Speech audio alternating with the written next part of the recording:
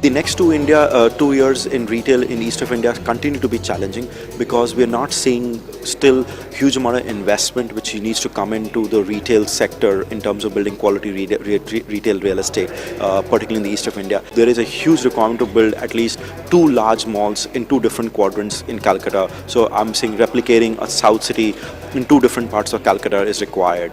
I really need to see is a big investment in because there's huge amount of demand coming in from both Guwahati and Bhubaneswar. But what is coming up is similar fragmented, strata sold 1.5 lakh or 2 lakh square feet retail mall projects.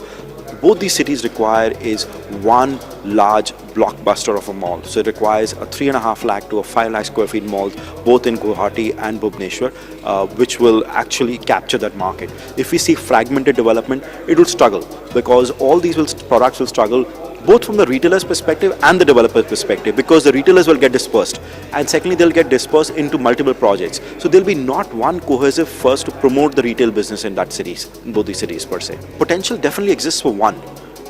So what we're seeing, the hype is there because there are multiple smaller ones, so they are fragmented. So the hype is getting, when you go and say there are 7 projects coming up in Bhubaneswar which we are seeing right now, or there are 4 projects coming up on GS Road in Guwahati. But so there's a hype. 4 projects, will they survive? Obviously they'll not survive.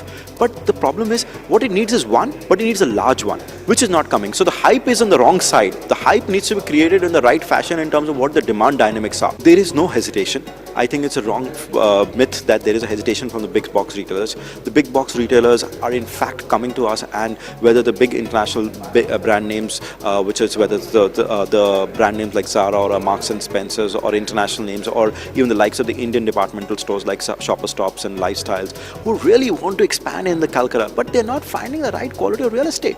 They're really struggling to get the right quality of real estate, and that's why we are saying, going back and saying, unfortunately the market exists and they also believe the market exists, but there's no quality real estate. So Lifestyle took so many years to come in because the fact of the matter, there was no space for them. So they've now opened up the first store and they're really ready to go and put up a second or a third store.